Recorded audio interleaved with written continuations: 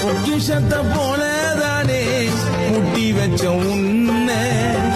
எங்க கிட்ட சொல்லாமலே முடிட்டிய கண்